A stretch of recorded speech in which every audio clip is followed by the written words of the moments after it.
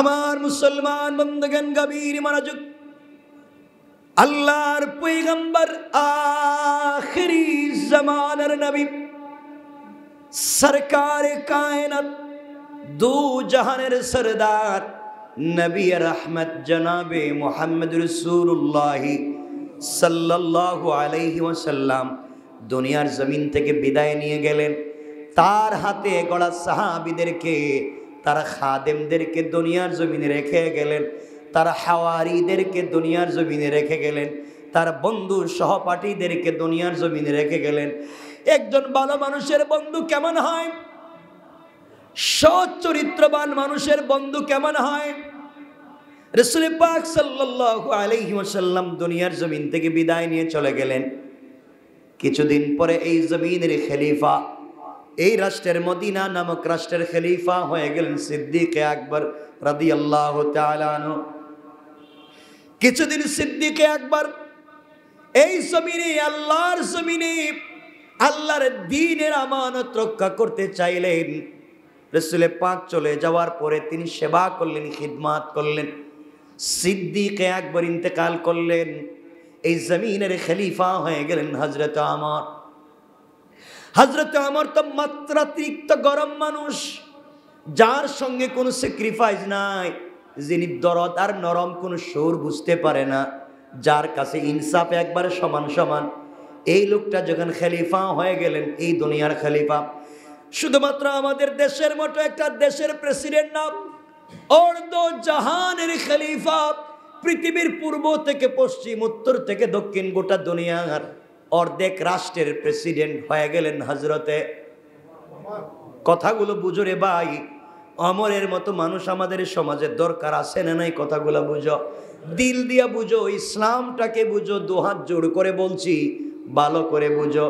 আল্লাহ আমাদের যাদেরকে গ্রামের মুরব্বী বানাইছেন, সমাজের অভিভাবক বানাইছেন, দলের নেতা বানাইছেন, লিডার বানাইছেন, পাড়ার লিডার বানাইছেন, দুহাত জোড় করে বলছি বাইরে, আল্লাহ আমাকে বানান নাই, তোমাকে বানাইছেন। এর অর্থ তোমাকে একটা গুরু দায়িত্ব দিয়েছেন, তোমার কাছে আমানত দিয়েছেন, তোমাকে দায়িত্বশীল মনে করে তোমার কাছে দায়িত্ব দিয়েছেন। বাইরে দুহাত জোর করে বলছি, দুনিয়ার আমানতটা রক্ষা করো। তুমি তোমার অধীনস্থদের হক আদায় করো, তুমি তোমার কর্মীর সাথে ভালো ব্যবহার করো, তুমি তোমার সমাজের সাধারণ নাগরিকের সঙ্গে ভালো ব্যবহার করো। আল্লাহর রাসূল বলেছেন, যেই ব্যক্তিকে আল্লাহ ক্ষমতা দিলেন আর ওই ব্যক্তি ক্ষমতা পাওয়ার পরে যদি ক্ষমতার ঠিক ব্যবহার করে, অধীনস্থদের সাথে ভালো ব্যবহার করে, প্রশাসক হওয়ার পরেও সমাজের মানুষের সাথে উত্তম আচরণ করে, আল্লাহ রাসূল বললেন কিয়ামতের দিনে যত দল লোক আমার সঙ্গে বিনা হিসাবে জান্নাতে যাবে, যারা দায়িত্ব পাওয়ার পরেও অধীনস্থদের সাথে উত্তম ব্যবহার করে, সমবন্টন করে সমাজে পূর্ণাঙ্গ সমান অধিকার প্রতিষ্ঠা করেছে, আল্লাহ রাসূল বলেছেন কিয়ামতের দিনে তার হাত ধরে জান্নাতে পৌঁছে যাবে।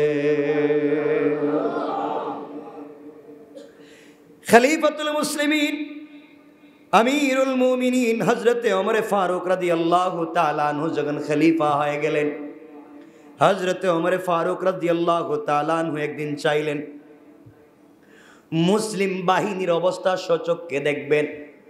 মুসলমান সৈন্যবাহিনী বিভিন্ন দেশের ভিতরে যারা যুদ্ধে গিয়েছে তাদের খবর তিনি নিজ চোখে দেখবেন, নিজে নিজে গিয়ে তাদের খবর নেবেন। হযরত ওমর চিন্তা করলেন, মুসলমান বাহিনী বিভিন্ন দেশে যুদ্ধে আছে, আমি নিজে যাব, তাদের খবর নিবে, খোঁজ খবর নিব। কারণ যখন প্রেসিডেন্ট সৈন্যবাহিনীর সামনে দাঁড়াইয়া যায়, তখন তারা দুর্বল হলেও শক্তি পায়। কথা বলেন না কেন? মুরব্বী যদি সমাজের সামনে দাঁড়াইয়া যায়, ছোট ছোট যারা আছে তারাও শক্তি পায়। হযরত ওমর চিন্তা করলেন, আমি যাই, মুসলমানদের অবস্থাও জানবো, মুসলমানরা কি অবস্থায় আছে তাও বুঝতে পারবো।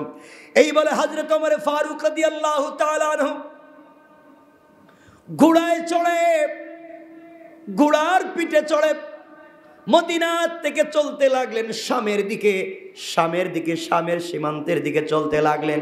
শাম যাবেন, আজকের সিরিয়া থেকে নিয়ে পুরা এলাকা তখন শাম ছিল। শামের দিকে হযরত ওমর ফারুক রাদিয়াল্লাহু তাআলা আনহু পৌঁছে গেলেন। ওই জায়গার সেনাপ্রধান ছিলেন আবু উবাইদা ইবনুল জাররাহ রাদিয়াল্লাহু তাআলা আনহু। হযরত ওমর ফারুক রাদিয়াল্লাহু তাআলা আনহু মুসলিম জাহানের খলিফা, অর্ধ দুনিয়ার শাসক, আর বাকি অর্ধেকের ভিতরে যারা শাসন করে তারা মুসলিম খলিফাকে ট্যাক্স দেয়, কর দেয়, জিজিয়া দেয়। ট্যাক্স দিয়ে তারা সমাজের ভিতরে চলাফেরা করে। এমন একজন খলিফা হযরত ওমর একা একা ঘোড়ার পিঠে চড়ে, গ্রামের কথা বলছি না, গ্রামের লিডারের কথা বলছি না, অর্ধ পৃথিবীর লিডার ঘোড়ার পিঠে সওয়ার হয়ে চলতে লাগলেন। রাস্তায় যাওয়ার সময় দেখলেন কত মহিলা গভীর রজনীতে হাতে পায়ে অর্নামেন্টস জুয়েলারি নিয়ে, স্বর্ণের ব্যাগ নিয়ে হেঁটে যায়, কেউ ধরে না, কেউ দেখে না। আমার জিজ্ঞাসা করলেন একজনকে ধরে, মারে তোমার হাতে এতগুলো স্বর্ণ, কোনো ডাকাত চোর কি তোমাকে দেখে না? মহিলা জবাব দিচ্ছে, জওয়ানকে গভীর রজনীতে তুমিও হেঁটে যাও, আমি তোমাকে চিনলাম না জওয়ান রে। এই রাষ্ট্রের খলিফা হযরত ওমর কোরআন দিয়ে চালায়, এই রাষ্ট্রের ভিতরে চুরও আল্লাহর ওলি হয়ে গিয়েছে। আল্লাহু আকবার। এই রাষ্ট্রের খলিফা হযরত ওমর, এই রাষ্ট্রের চুরেরা আল্লাহর ওলি হয়ে গিয়েছে। কিছু দূর যাওয়ার পরে দেখেন হযরত ওমর, লম্বা ইতিহাস, দুটা ঘটনা পাওয়া যায়, লম্বা ইতিহাস। হযরত ওমর ফারুক রাদিয়াল্লাহু তাআলা আনহু দেখতে পাইলেন একজন মহিলা, জোয়ান যুবতী, একটা মেয়ে মানুষ, যুবতী একটা মেয়ে, অর্ধরাত্র হয়ে গিয়েছে, কোথায় যাবে, যাওয়ার কোনো জায়গা নাই, তার কাছে কোটি কোটি টাকার স্বর্ণ মুদ্রা। মহিলা ডাক দিয়া বলছে, জোয়ান আমি অনেক দূরে যেতে চাই, এই রাত্রবেলা কোথায় যাব, রাস্তাঘাট চিনি না, কি করা লাগবে? হযরত ওমর ফারুক রাদিয়াল্লাহু তাআলা আনহু দেখতে পাইলেন একটা জওয়ানের সঙ্গে ওই মেয়েটার কথা হয়। ওমর ফারুক রাদিয়াল্লাহু তাআলা আনহু অন্য জায়গায় তাঁবু ফেলে দিলেন, চিন্তা করলেন তিনি খবর নেবেন কি হয়। ওই যুবক ডাক দিয়া বলছে, বোন রে, দেখতে তুমি আমার বোনের মতো, তোমাকে বোন ডাকলাম ভাই হিসাবে, তুমি আমার কাছে রাত্রবেলা থেকে যাও, রাত্রটা কাটাইয়া দাও, আমি বিশ্বাস করি তোমার কোনো ক্ষতি হবে না। ইসলাম যদি রাষ্ট্রে তৈরি হয়, যা দেখেন কি হয়। একটা যুবতী মেয়ে একটা অপরিচিত ছেলের কথায় সাড়া দিয়েছে। রাষ্ট্রে খলিফা হযরত ওমর দূর থেকে সবগুলা দেখেন, তিনিও তাঁবু ফেলে দিলেন, দেখি তো কি হয়। ওই ছেলেটা শেষ পর্যন্ত মেয়েটার সর্বনাশ করে কিনা, অথবা সর্বস্ব লুটে নিয়ে যায় কিনা। রাত্রবেলা তাঁবুটা টাঙ্গাইয়া মেয়েটা ঘুমিয়ে পড়েছে, মেয়েটাকে ঘুম পাড়াইয়া তার সমুদয় সম্পদগুলা মেয়েটার মাথার কাছে রেখে দিয়া ওই ছেলেটা সারা রাত্র দাঁড়াইয়া দাঁড়াইয়া বন্দুক হাতে নিয়ে পাহারাদারি করে। একটা জোয়ান যুবক ছেলে, 18-20 বছরের যুবক ছেলে, 18-20 বছরের একটা যুবতী মেয়েকে অন্ধকার রাত্রে কাঁপে, কোটি টাকার সম্পদ সাথে পাওয়ার পরে সম্পদ নেয় না, মেয়েটার উপরে হিংস্র জানোয়ারের মতো পড়ে না, সারা রাত দাঁড়িয়ে দাঁড়িয়ে পাহারাদারি করতে লাগলো। মেয়েটাও সারা রাত না ঘুমায় ঘুমায় যুবকটাকে পরীক্ষা করে, দেখিনি আমার উপরে হিংস্র জানোয়ারের মতো ঝাঁপিয়ে পড়ে কিনা, দেখি আমার সম্পদগুলো নিয়ে যায় কিনা। ফজরের আজান হয়ে গেল, সূর্য উদিত হয়ে গেল, মেয়েটা ডাক দিয়ে বলছে, বাইরে তুমি আমাকে বোনের মর্যাদা দিলে, তুমি আমাকে বোন ডাকলা, আমি জানতে চাই ভাই বল, তোকে আমি চিনি না, তুই আমাকে চিনস না, আমি একটা জোয়ান, আমি একটা যুবতী মেয়ে, তুমি একটা যুবক ছেলে, রাত্রে আমাকে একা পেয়ে আমি মনে করেছি হিংস্র জানোয়ারের মতো আমার উপরে ঝাঁপিয়ে পড়বে, আমার উপরে পড়লে না, আমার সম্পদগুলো নিলে না, বরং একজন অভিভাবক ভাইয়ের মতো সারা রাত দাঁড়াইয়া দাঁড়াইয়া আমাকে পাহারাদারি করেছো, কেন তুমি করেছো আমি জানতে চাই। যুবক চোখের পানি ছেড়ে ডাক দিয়া বলেছে, আমি একজন মুসলিম, আমি একজন মুসলিম, আমার দিলে আল্লাহর 30 পারা কোরআন। আল্লাহু আকবার। এই জমিনের খলিফা হযরত ওমর এই মাটির নিচে শুয়ে আছেন রাসূল পাক সাল্লাল্লাহু আলাইহি ওয়াসাল্লাম। ইসলাম আমাদেরকে শিক্ষা দিয়েছে মানুষের আমানত রক্ষা করতে হবে। বোন রে, পুরো পৃথিবীর মালিক হয়ে যদি তুমি এখানে বসে থাকতে, আমার জীবন যৌবন বিসর্জন করে হলো তোমাকে হেফাজত করতাম। ইসলাম আমাদেরকে শিক্ষা দিয়েছে এই পৃথিবীর সকল নাগরিক আমাদের কাছে আমানতদার। মেয়ে ডাক দিয়া বলছে, বাইরে যেই মুসলমানের ভয়ে, যেই মুসলমানের চরিত্রের কথা শুনে পলায়ন করতে চাইলাম, তুমি সারা রাত দাঁড়াইয়া দাঁড়াইয়া পাহারাদারি করে আমার কাছে ইসলামের যে সৌন্দর্য তুলে ধরেছ, আর দেরি করা যায় না, তুমি আমাকে কালিমা পড়াইয়া মুসলমান বানাইয়া দাও। ইসলামটা কেমন সুন্দর ছিল, কেমন চরিত্র ছিল ইসলামের। হযরত ওমর ফারুক রাদিয়াল্লাহু তাআলা আনহু আস্তে আস্তে করে হাঁটতে লাগলেন। সংক্ষেপ করে দিই, লম্বা হয়ে যায়। ওমর যখন চলে গেলেন, দীর্ঘ পথ চলবার পরে আস্তে আস্তে করে শামে চলে গেলেন। হযরতে আবু উবাইদা ইবনুল জাররাহ রাদিয়াল্লাহু তাআলা আনহু হঠাৎ করে তাকাইয়া দেখেন অর্ধ পৃথিবীর রাষ্ট্রপ্রধান একা একা ঘোড়ার পিঠে। আল্লাহু আকবার। অর্ধ দুনিয়ার খলিফা হযরত ওমর ঘোড়ার পিঠে সওয়ার হয়ে এসেছেন। হযরত ওমর চিন্তা করলেন, আমি তো অনেক দূরে মদিনায় থাকি, শাম অনেক দূরে, আবু উবাইদা তো ভদ্র ফ্যামিলির, সমাজের একটা উন্নত সোসাইটির পরিবারের ছেলে। আবু উবাইদা ভালো পরিবারে ছিল, দামি দামি খাবার খাইছে। দেখি তো এখন আবু উবাইদা তো সেনা প্রধান, কি খায়, কি হক আদায় করে, বিশাল বড় দায়িত্ব, যুদ্ধের ময়দানের সেনা প্রধান আবু উবাইদা। তার ঘরটা কেমন, তার বিছানাটা কেমন, তার দস্তারখানটা কেমন, তার খাবারটা কেমন, খাবারে কি কি আইটেম থাকে দেখতে চাই। আবু উবাইদা ইবনুল জাররাহকে ডাক দিয়ে বলছেন, শোনো, দুপুরের সময় হয়ে গিয়েছে, আমার পেটে খিদে লেগেছে, আমি কিছু খাবার খেতে চাই, জানতে চাই তোমাদের কাছে কোনো খাবার আছে কি। একজন রাষ্ট্রপ্রধান জিজ্ঞাসা করেন, খাবার আসেনি? আল্লাহু আকবার। একজন রাষ্ট্রপ্রধান জিজ্ঞাসা করে, খাবার আসেনি। আর আজকে আমরা কি করি একটু চিন্তা করেন তো, কি করি সমাজে। আমার বন্ধুগণ, আবু উবাইদা ইবনুল জাররাহ বলেন, আমিরুল মুমিনিন, খলিফাতুল মুসলিমিন, আপনি বলছেন খাবার আসেনি, আপনি কি খাবার খেতে চান? সাধারণ সেনা সদস্যদের খাবার খেতে চান নাকি সেনা প্রধানের খাবার খেতে চান? কথাগুলা বুঝবেন। আবু উবাইদা ডাক দিয়ে বলছেন, খলিফা, আপনি কি সাধারণ সৈন্যদের খাবার খেতে চান নাকি সেনা প্রধানের খাবার খেতে চান? ওমর বললেন, আমি দুটোটা খাবার খেতে চাই। কিছু খাবার সেনা প্রধানের দস্তারখান থেকে খাবো, কিছু খাবার সাধারণ সৈন্যদের দস্তারখান থেকে খাবো।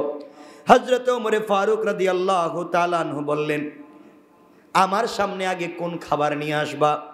আবু উবাইদা ইবনুল জাররাহ বললেন, আমিরুল মুমিনিন, আপনার সামনে সাধারণ সেনা সদস্যদের খাবার দিতে চাই। সাধারণ সেনা সদস্যরা চিন্তায় পড়ে গেল, আমরা যা খাই তা কি খলিফাতুল মুসলিমিন খেতে পারবেন কিনা? আমার বন্ধুগণ, কথাগুলো সংক্ষেপ করে শুনেন। এক পর্যায়ে যখন তার সামনে খাবার দেওয়া হলো, সাধারণ সেনা সদস্যদের খাবারে প্রথমে গোশত, এরপরে জোল, এরপরে বার্লি, আমরা যেটাকে শারিদ বলি। সাধারণ সেনাদের খাবারের মধ্যে আছে গোশত, আল্লাহু আকবার নাই, বার্লি, এগুলা দিয়া সাধারণ সৈন্যদের তালটাকে, সাধারণ সৈন্যদের দস্তারখানকে সাজিয়ে দেওয়া হলো। হযরত ওমর এখান থেকে কিছু খাবার খেলেন, কিছু খাবার নিলেন, কিছু গোশত নিলেন, কিছু জুল নিলেন, কিছু বার্লি নিলেন। এগুলা খাওয়ার পরে মাথা আস্তে আস্তে গরম হতে লাগলো। সাধারণ সৈন্যদের যদি এই খাবার হয়, সেনা প্রধান আল্লাহ জানে কি খায় প্রতিদিন। এবার বলছেন, আবু উবাইদা, আমি সেনা প্রধানের দস্তারখানে খেতে চাই। আমিরুল মুমিনিন হাজির।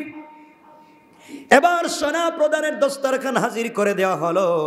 সেনা প্রধানের দস্তারখায় বসে দেখেন শুকনা কয়েকটা রুটি আর এক গ্লাস পানি, 2-3টা খেজুর ছাড়া আর কিছুই নাই। আল্লাহু আকবার। আমার ডাক দিয়া বলেন, আবু উবাইদা, সেনা প্রধানের খাবার কোথায়? আবু উবাইদা ডাক দিয়ে বলছেন, খলিফাতুল মুসলিমিন, আমি যে দিন থেকে সেনা প্রধান হয়েছি ওই দিন থেকে শুকনা রুটি, কয়েক টুকরা শুকনা রুটি, আর ওই যে আপনি দেখতেছেন আধা গ্লাস পানি, অর্ধেক দুধ, এগুলা ছাড়া আমি আর কিছু খাই না। কারণ আল্লাহর কাছে কি জবাব দিব? আমি দায়িত্বশীল হয়েছি, আমি যদি আমানত নষ্ট করে আমি যদি বেশি খাই, আল্লাহর সামনে কি জবাব দিব? এই জন্যে আমি কষ্ট করে সেনা সদস্যদেরকে দামি দামি খাবার খাওয়া। কেমনে গুনাহর কাছ থেকে বাঁচাবো?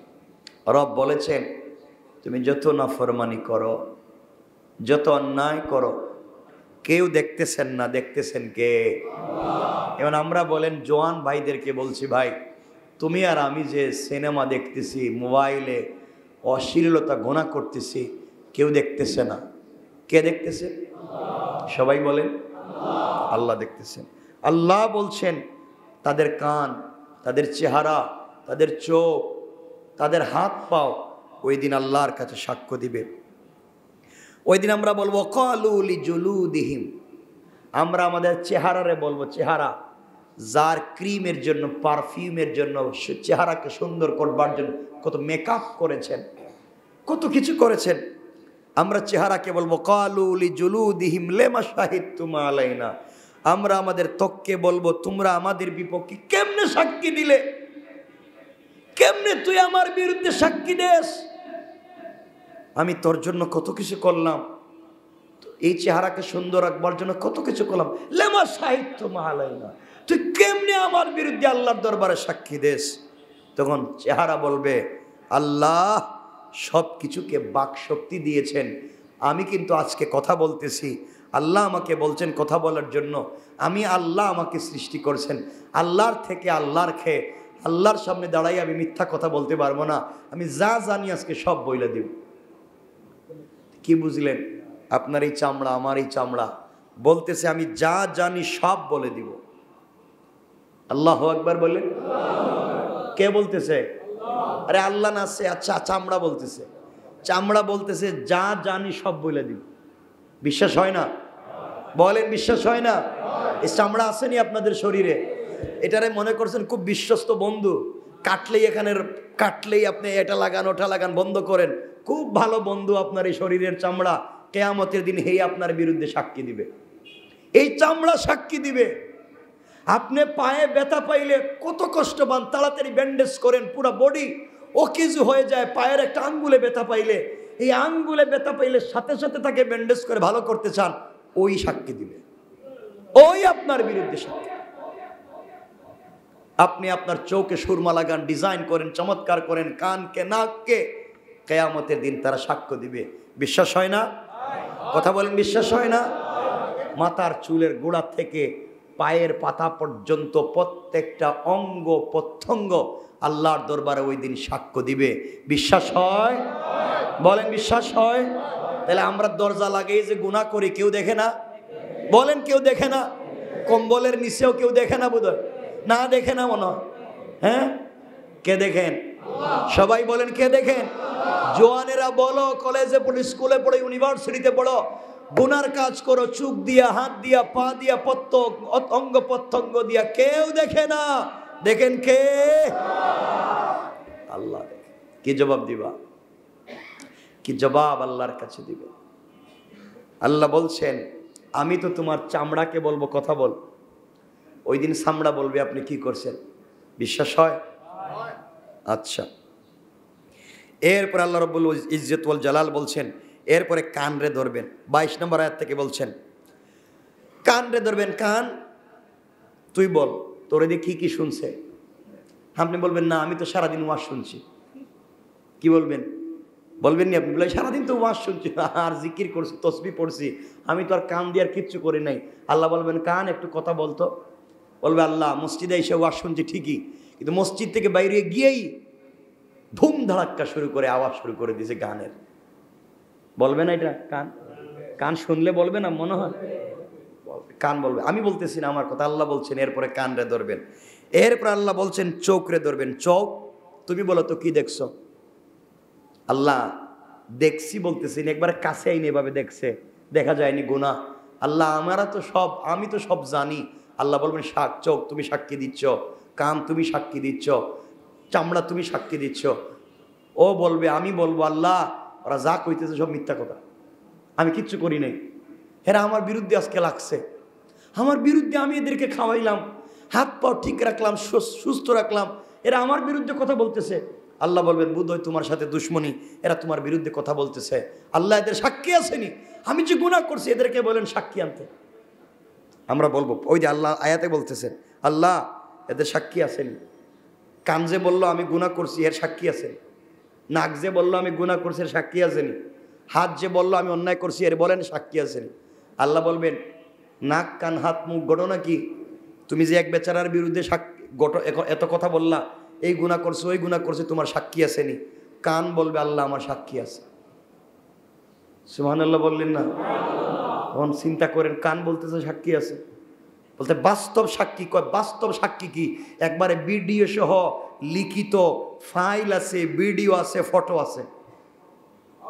আল্লাহু আকবার বলেন। আল্লাহ বলবেন বিষয় কি? আমরা বলবো কান ঘটনা কি? তুই ভিডিও কই পাইলে? তুই বলস ফাইল আছে, এগুলো কই পাইলে? তুই লেখালেখি করলো কে? আল্লাহ রাব্বুল ইজ্জত ওয়াল জালাল কিরামান কাতিবিন যে ফেরেশতা, তাদেরকে বলবেন শোনো রে তোমরা কোথায়? আমার এই বান্দার হাত পাও বলছে গুনাহ করছে, বান্দা অস্বীকার করতেছে সেগুলা করে নাই। সাক্ষীর প্রয়োজন। আমার গোলামের জন্ম থেকে নিয়ে মৃত্যুর দিন পর্যন্ত যেই ফাইল আসে ফাইলটা নিয়ে আসো। ফাইল যখন নিয়ে আসবে ওখানে দেখবেন ছবি তুলছে, আপনি মসজিদ থেকে কোন পাও দিয়া বাইর হইছেন, ছবিতে দেখা যায় ভিডিও করা আপনি বাম পা না দিয়া ডান পা দিতেছেন, আপনি মসজিদে ঢুকবার সময় বাম পা দিয়া ঢুকতেছেন, আপনি খাবার খাইতে গিয়া চাইনিজে বাম হাত দিয়ে খাচ্ছেন, অর্ধেক খাবারকে অর্ধেক রেখে দিতেছেন, আপনি কোন দিন অন্ধকারে কোন রাস্তার চিপা গল্লিতে দাঁড়াইয়া কার বদনাম করছেন দেখা যায় ভিডিও সহ। বিশ্বাস হয় না? কথা বলেন না কেন? আমরা ডাক দিয়া বলবো আল্লাহ আমি কোথায় তুতু নিক্ষেপ করেছি, চোখ উল্টা করে কোন দিকে তাকাইছি, একটা বিষয়ও দেখি এরা ছাড়ে নাই। সবগুলা লিখে দিয়েছে, সবগুলা ভিডিও করেছে। আল্লাহ বলবেন বান্দারে নিমক হারামের মতো সব তুমি ভুলে গেলা, কিন্তু আমি যাকে যে দায়িত্ব দিয়েছি সে তো তার দায়িত্ব ভুলে যায় নাই।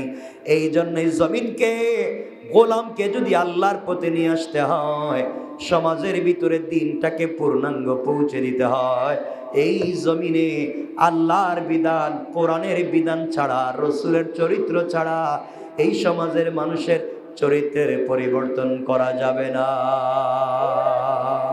ঠিক কিনা জোরে বলেন? আমরা তো সব ভালো মানুষ, খারাপ মানুষ কেউ আসেনি। আমার কেউ জিজ্ঞাসা করলে আমি কি বলবো যে আমি খারাপ মানুষ? কত ভালো মানুষ আমরা সবাই, কিন্তু এই ভালো মানুষের খোলসে যে খারাপ মানুষ বসে রয়েছে। আহা, আজকে আমরা কথাগুলো এভাবে শুনবেন, কত মানুষকে ঠকিয়ে খাচ্ছি। ব্যবসা বাণিজ্য করতে গিয়ে আমরা কতভাবে পাবলিকরে ঠকিয়ে খাচ্ছি। আমি আশ্চর্য হয়ে গেলাম, গত মাস দিন আগেও গরুর গোশত কত ছিল কেজি? 800-900 টাকা ছিল, এখন কত? তাহলে হঠাৎ এটা কমলো কেমনি? এই সিন্ডিকেট ভেঙে গেল কেমনি?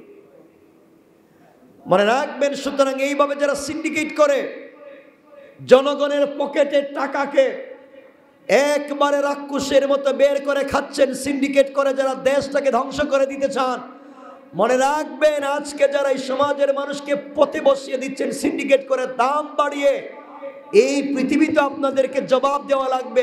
আমরা কিয়ামতের দিন আপনাদের বিরুদ্ধে আল্লাহর আদালতে সাক্ষী দিব। ঠিক কিনা বলেন? পাবলিককে রাস্তায় নামিয়ে দেওয়ার কারণে আজকে সিন্ডিকেট করে গরিব মানুষ, অসহায় দিনমজুর খেতে পারে না। আল্লাহর ওয়াস্তে এগুলা করবেন না, কারণ সমাজে যদি দিন পৌঁছে যায়, সমাজে যদি দিন চলে আসে, ইসলাম চলে আসে, এগুলো আর থাকবে না। থাকবে? বলেন থাকবে? থাকবে না। এই জন্য আল্লাহর ওয়াস্তে সবগুলা বুঝো, সমাজ যদি দিন চলে আসে সমাজ কেমনে পরিবর্তন হবে। রাসূল পাক সাল্লাল্লাহু আলাইহি ওয়াসাল্লাম এর সাহাবীদের চরিত্র কেমন ছিল। আজকে দেখেন তো, আমার আফসোস হয়, যে কথা বলার জন্য কথা বলেছি, আফসোস হয় আমাদের আত্মীয় স্বজন মারা যায়, আমাদের বাপ মারা যায়, আমাদের আত্মীয় স্বজন মারা যায়, আমরা তাদের জন্য দাওয়াত করে মানুষের, গরিব মানুষের খাওয়াই না। কেউ বলে চল্লিশা করে, কেউ আরও কত কিছু করে, হাবিজাবি ঢং ঢং ভুম ভাং কত কিছু করে। ইসলামে নাই তাও করে, ইসলামে আছে তাও করে, সব অন্যায় করে। তো আমি বলতে চাই যে কি বলে, আমি এটাকে বুঝাতে পারতেছি না। গরিব খাওয়াবে না কি বলে, যে একটা কি খাওয়াবে বলে, একটা গরিব খাওয়াবে না কি, এগুলা সব কাঙ্গালি বুঝ বলছে। আর একটা একটা ভালো শব্দ কাঙ্গালি বুঝ, এক এক জায়গায় এক একটা কাঙ্গালি বুঝ করবে, বা যেভাবেই হোক গরিব মানুষরা খাওয়াবে। বেচারার পয়সা আছে, 5টা 10টা গরু জবাই করে কাঙ্গালি বুঝ করলো, মানে গরিব মানুষরা খাওয়াবে, তার বাপ মা মরছে এই উসিলায় খাওয়াচ্ছে। আমি যেটা বলতে চাই শোনেন, খাওয়াতে গিয়া যারা গরিব মানুষ সারা বছর একদিন খাইতে পারে নাই, এদেরকে খাবার দেয়, খাওয়ায়, কথা বলেন না কেন? নাম দিছে কাঙ্গালি বুঝ, আর দাওয়াত দিতেছে মন্ত্রী সাহেবরে, কথা বলেন না কেন? দাওয়াত দিচ্ছে এলাকার গণ্যমান্য পয়সাওয়ালা শিল্পপতি টাকাওয়ালাদেরকে দাওয়াত দিতেছে। এদেরকে কাঙ্গালি বুঝে নিয়ে ভালো করে একবারে পেট বইরে প্লেটে নিয়ে গুস্ত পুলো বিরিয়ানি খাওয়াচ্ছে, আর যাদের নামে খাওয়াচ্ছে এদেরকে উঠানে বসাই রেখে দিচ্ছে, কথা বলেন না কেন? সুতরাং এই সমস্ত যারা এই সমস্ত ভুজবাজ করে আর গরিবরে খাওয়ানোর নাম করে ধনী মানুষ যারা প্লেট নিয়ে লাইনে বসে যায়, এদেরকে যদি খাবার না দিয়ে 100 টাকা করে হাতে ধরাইয়া দেওয়া হয়, আর বলছিলাম গরু জবাই করে খাওয়াবো, আমি পারতেছি না, সময় নাই, 100 টাকা করে নিয়ে যান, দোকানে গিয়ে খাইয়া নিয়ে, কেউ নিবনি টাকা, তখন আর টাকা নিবে না। আমি টাকা নিতে আসছি না, আমি তো খাইতে আসছি। তোমার লজ্জা শরম নাই? গরিবের খাবার তুমি খাইতে আসছো? বলেন, এগুলো সমাজে নাই? কথা বলেন না কেন? গরিব মানুষের জন্য করে তাবারু, সব খাওয়ায়া দেয় ধনী মানুষকে, নাম দেয় গরিব মানুষের, কিন্তু চেয়ার টেবিলে ঘরের ভিতরে যারা খায় এরা কারা? বড় লোক, ধনী লোকদেরকে ওখানে খাওয়ায়, আর যাদের নামে এদেরকে খাবার দেয়। হারাম, সবগুলো হারাম, এগুলো বাদ দেও। যার হক তার কাছে হকটা পৌঁছে দেও, আল্লাহর ওয়াস্তে যার হক তাকে হকটা দিয়ে দেও, অন্যায় অনাচার থেকে বাঁচাও। দিন যদি সমাজে চলে আসে, সমাজ কেমনে পরিবর্তন হয়ে যেতে পারে। আজকে সমাজে দেখবেন নেতা যদি সিগারেট খায়, তে কর্মী কি খায়? হ্যাঁ, বেনসন না ফাতার বিড়ি। মানে সিস্টেমটা কত খারাপ হচ্ছে। আমি যা বলতে চাই, দিন যদি সমাজে চলে আসে সমাজ কেমনে হবে, একটু সংক্ষেপ করে বলতে চাই, মনোযোগ দিয়ে শোনেন। আমার মুসলমান বন্ধুগণ, গভীর মনোযোগ। আল্লাহর পয়গম্বর, আখিরি জামানার নবী, সরকারে কায়নাত, দু জাহানের সরদার, নবী রহমত জনাবে মুহাম্মদ রাসূলুল্লাহ সাল্লাল্লাহু আলাইহি ওয়াসাল্লাম দুনিয়ার জমিন থেকে বিদায় নিয়ে গেলেন। তার হাতে গড়া সাহাবীদেরকে, তারা খাদেমদেরকে দুনিয়ার জমিনে রেখে গেলেন, তারা হাওয়ারিদেরকে দুনিয়ার জমিনে রেখে গেলেন, তার বন্ধু সহপাঠীদেরকে দুনিয়ার জমিনে রেখে গেলেন। একজন ভালো মানুষের বন্ধু কেমন হয়? সৎ চরিত্রবান মানুষের বন্ধু কেমন হয়? রাসূল পাক সাল্লাল্লাহু আলাইহি ওয়াসাল্লাম দুনিয়ার জমিন থেকে বিদায় নিয়ে চলে গেলেন। কিছুদিন পরে এই জমিনের খলিফা, এই রাষ্ট্রের মদিনা নামক রাষ্ট্রের খলিফা হয়ে গেলেন সিদ্দিকে আকবর রাদিয়াল্লাহু তাআলা আনহু। কিছুদিন সিদ্দিকে আকবর এই জমিনে, আল্লাহর জমিনে আল্লাহর দ্বীনের আমানত রক্ষা করতে চাইলেন। রাসূল পাক চলে যাওয়ার পরে তিনি সেবা করলেন, খিদমত করলেন। সিদ্দিকে আকবর ইন্তেকাল করলেন, এই জমিনের খলিফা হয়ে গেলেন হযরত ওমর। হযরত ওমর তো মাত্রাতিরিক্ত গরম মানুষ, যার সঙ্গে কোনো স্যাক্রিফাইস নাই, যিনি দরদ আর নরম কোনো সুর বুঝতে পারে না, যার কাছে ইনসাফ একবারে সমান সমান। এই লোকটা যখন খলিফা হয়ে গেলেন, এই দুনিয়ার খলিফা, শুধুমাত্র আমাদের দেশের মতো একটা দেশের প্রেসিডেন্ট না, অর্ধ জাহানের খলিফা, পৃথিবীর পূর্ব থেকে পশ্চিম, উত্তর থেকে দক্ষিণ, গোটা দুনিয়ার অর্ধেক রাষ্ট্রের প্রেসিডেন্ট হয়ে গেলেন হযরতে। কথাগুলো বুঝো রে ভাই, অমরের মতো মানুষ আমাদের সমাজে দরকার আছে না নাই? কথাগুলো বুঝো, দিল দিয়া বুঝো, ইসলামটাকে বুঝো। দুহাত জোড় করে বলছি, ভালো করে বুঝো। আল্লাহ আমাদের যাদেরকে গ্রামের মুরব্বী বানাইছেন, সমাজের অভিভাবক বানাইছেন, দলের নেতা বানাইছেন, লিডার বানাইছেন, পাড়ার লিডার বানাইছেন, দুহাত জোড় করে বলছি বাইরে, আল্লাহ আমাকে বানান নাই, তোমাকে বানাইছেন। এর অর্থ তোমাকে একটা গুরুর দায়িত্ব দিয়েছেন, তোমার কাছে আমানত দিয়েছেন, তোমাকে দায়িত্বশীল মনে করে তোমার কাছে দায়িত্ব দিয়েছেন। বাইরে দুহাত জোর করে বলছি, দুনিয়ার আমানতটা রক্ষা করো। তুমি তোমার অধীনস্থদের হক আদায় করো, তুমি তোমার কর্মীর সাথে ভালো ব্যবহার করো, তুমি তোমার সমাজের সাধারণ নাগরিকের সঙ্গে ভালো ব্যবহার করো। আল্লাহ রসুল বলেছেন, যেই ব্যক্তিকে আল্লাহ ক্ষমতা দিলেন আর ওই ব্যক্তি ক্ষমতা পাওয়ার পরে যদি ক্ষমতার ঠিক ব্যবহার করে, অধীনস্থদের সাথে ভালো ব্যবহার করে, প্রশাসক হওয়ার পরেও সমাজের মানুষের সাথে উত্তম আচরণ করে, আল্লাহ রসুল বললেন কিয়ামতের দিনে যত দল লোক আমার সঙ্গে বিনা হিসাবে জান্নাতে যাবে, যারা দায়িত্ব পাওয়ার পরেও অধীনস্থদের সাথে উত্তম ব্যবহার করে, সমবন্টন করে সমাজে পূর্ণাঙ্গ সমান অধিকার প্রতিষ্ঠা করেছে, আল্লাহ রসুল বলেছেন কিয়ামতের দিনে তার হাত ধরে জান্নাতে পৌঁছে যাবে। খলিফাতুল মুসলিমিন, আমিরুল মুমিনিন হযরতে ওমর ফারুক রাদিয়াল্লাহু তাআলা আনহু যখন খলিফা হয়ে গেলেন, হযরতে ওমর ফারুক রাদিয়াল্লাহু তাআলা আনহু একদিন চাইলেন মুসলিম বাহিনীর অবস্থা সচক্ষে দেখবেন। মুসলমান সৈন্যবাহিনী বিভিন্ন দেশের ভিতরে যারা যুদ্ধে গিয়েছে তাদের খবর তিনি নিজ চোখে দেখবেন, নিজে নিজে গিয়ে তাদের খবর নেবেন। হযরত ওমর চিন্তা করলেন, মুসলমান বাহিনী বিভিন্ন দেশে যুদ্ধে আছে, আমি নিজে যাব, তাদের খবর নিবে, খোঁজ খবর নিব। কারণ যখন প্রেসিডেন্ট সৈন্যবাহিনীর সামনে দাঁড়াইয়া যায় তখন তারা দুর্বল হলেও শক্তি পায়। কথা বলেন না কেন? মুরব্বী যদি সমাজের সামনে দাঁড়াইয়া যায়, ছোট ছোট যারা আছে তারাও শক্তি পায়। হযরত ওমর চিন্তা করলেন, আমি যাই, মুসলমানদের অবস্থাও জানবো, মুসলমানরা কি অবস্থায় আছে তাও বুঝতে পারবো। এই বলে হযরত ওমর ফারুক রাদিয়াল্লাহু তাআলা আনহু ঘোড়ায় চড়ে, ঘোড়ার পিঠে চড়ে মদিনা থেকে চলতে লাগলেন শামের দিকে, শামের সীমান্তের দিকে চলতে লাগলেন। শাম যাবেন, আজকের সিরিয়া থেকে নিয়ে পুরা এলাকা তখন শাম ছিল। শামের দিকে হযরত ওমর ফারুক রাদিয়াল্লাহু তাআলা আনহু পৌঁছে গেলেন।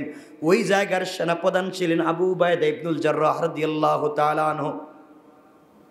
হযরত ওমর ফারুক রাদিয়াল্লাহু তাআলা আনহু মুসলিম জাহানের খলিফা, অর্ধ দুনিয়ার শাসক, আর বাকি অর্ধেকের ভিতরে যারা শাসন করে তারা মুসলিম খলিফাকে ট্যাক্স দেয়, কর দেয়, জিজিয়া দেয়। ট্যাক্স দিয়ে তারা সমাজের ভিতরে চলাফেরা করে। এমন একজন খলিফা হযরত ওমর একা একা ঘোড়ার পিঠে চড়ে, গ্রামের কথা বলছি না, গ্রামের লিডারের কথা বলছি না, অর্ধ পৃথিবীর লিডার ঘোড়ার পিঠে সওয়ার হয়ে চলতে লাগলেন। রাস্তায় যাওয়ার সময় দেখলেন কত মহিলা গভীর রজনীতে হাতে পায়ে অর্নামেন্টস জুয়েলারি নিয়া, স্বর্ণের ব্যাগ নিয়ে হেঁটে যায়, কেউ ধরে না, কেউ দেখে না। আবার জিজ্ঞাসা করলেন একজনকে ধরে, মারে তোমার হাতে এতগুলো স্বর্ণ, কোনো ডাকাত চোর কি তোমাকে দেখে না? মহিলা জবাব দিচ্ছে, জওয়ানকে, গভীর রজনীতে তুমিও হেঁটে যাও, আমি তোমাকে চিনলাম না জওয়ান রে। এই রাষ্ট্রের খলিফা হযরত ওমর কোরআন দিয়ে চালায়, এই রাষ্ট্রের ভিতরে চুরো আল্লাহর ওলি হয়ে গিয়েছে। আল্লাহু আকবার। এই রাষ্ট্রের খলিফা হযরত ওমর, এই রাষ্ট্রের চুরেরা আল্লাহর ওলি হয়ে গিয়েছে। কিছু দূর যাওয়ার পরে দেখেন হযরত ওমর, লম্বা ইতিহাস, দুটা ঘটনা পাওয়া যায়, লম্বা ইতিহাস। হযরত ওমর ফারুক রাদিয়াল্লাহু তাআলা আনহু দেখতে পাইলেন একজন মহিলা জোয়ান যুবতী একটা মেয়ে মানুষ, যুবতী একটা মেয়ে, অর্ধরাত্র হয়ে গিয়েছে, কোথায় যাবে, যাওয়ার কোনো জায়গা নাই, তার কাছে কোটি কোটি টাকার স্বর্ণ মুদ্রা। মহিলা ডাক দিয়া বলছে, জোয়ান আমি অনেক দূরে যেতে চাই, এই রাত্রবেলা কোথায় যাব, রাস্তাঘাট চিনি না, কি করা লাগবে? হযরত ওমর ফারুক রাদিয়াল্লাহু তাআলা আনহু দেখতে পাইলেন একটা জোয়ানের সঙ্গে ওই মেয়েটার কথা হয়। ওমর ফারুক রাদিয়াল্লাহু তাআলা আনহু অন্য জায়গায় তাঁবু ফেলে দিলেন, চিন্তা করলেন তিনি খবর নেবেন কি হয়। ওই যুবক ডাক দিয়া বলছে, বোন রে, দেখতে তুমি আমার বোনের মতো, তোমাকে বোন ডাকলাম ভাই হিসাবে, তুমি আমার কাছে রাত্রবেলা থেকে যাও, রাত্রটা কাটাইয়া দাও, আমি বিশ্বাস করি তোমার কোনো ক্ষতি হবে না। ইসলাম যদি রাষ্ট্রে তৈরি হয়ে যা, দেখেন কি হয়। একটা যুবতী মেয়ে একটা অপরিচিত ছেলের কথায় সাড়া দিয়েছে। রাষ্ট্রে খলিফা হযরত ওমর দূর থেকে সবগুলা দেখেন, তিনিও তাঁবু ফেলে দিলেন, দেখি তো কি হয়। ওই ছেলেটা শেষ পর্যন্ত মেয়েটার সর্বনাশ করে কিনা, অথবা সর্বস্ব লুটে নিয়ে যায় কিনা। রাত্রবেলা তাঁবুটা টাঙ্গাইয়া মেয়েটা ঘুমিয়ে পড়েছে, মেয়েটাকে ঘুম পাড়াইয়া তার সমুদয় সম্পদগুলা মেয়েটার মাথার কাছে রেখে দিয়া ওই ছেলেটা সারা রাত্র দাঁড়াইয়া দাঁড়াইয়া বন্দুক হাতে নিয়ে পাহারাদারি করে।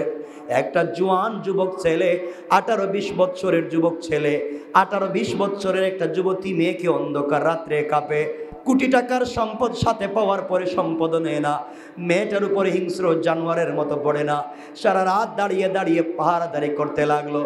মেয়েটাও সারা রাত না ঘুমায় ঘুমায় যুবকটাকে পরীক্ষা করে, দেখিনি আমার উপরে হিংস্র জানোয়ারের মতো ঝাঁপিয়ে পড়ে কিনা, দেখি আমার সম্পদগুলো নিয়ে যায় কিনা।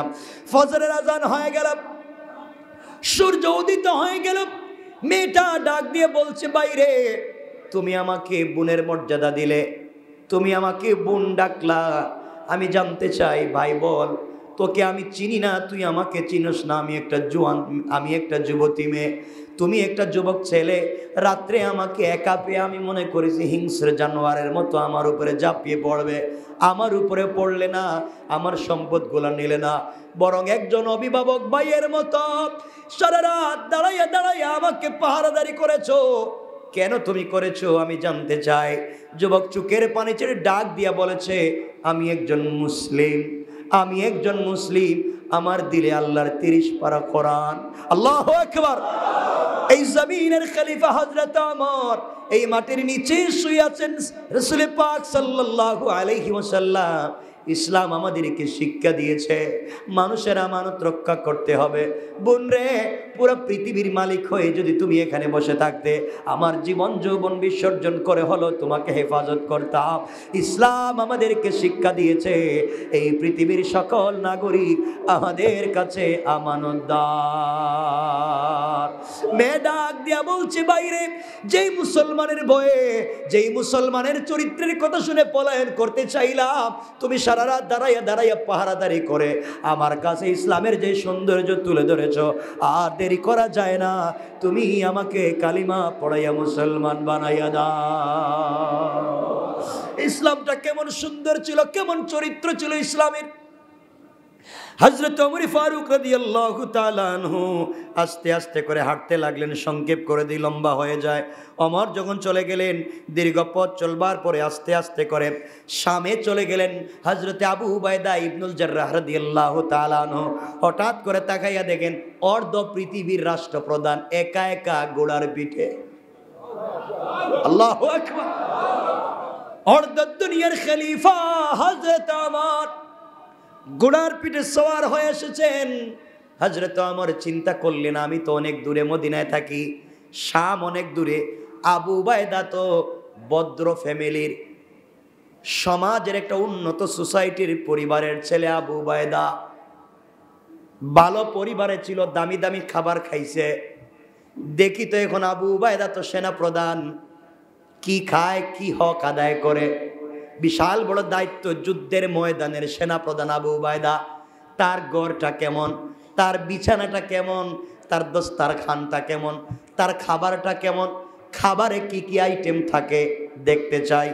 আবু উবাইদা ইবনুল জাররাহকে ডাক দিয়ে বলছেন, শোনো, দুপুরের সময় হয়ে গিয়েছে, আমার পেটে খিদে লেগেছে, আমি কিছু খাবার খেতে চাই, জানতে চাই তোমাদের কাছে কোনো খাবার আছে কি?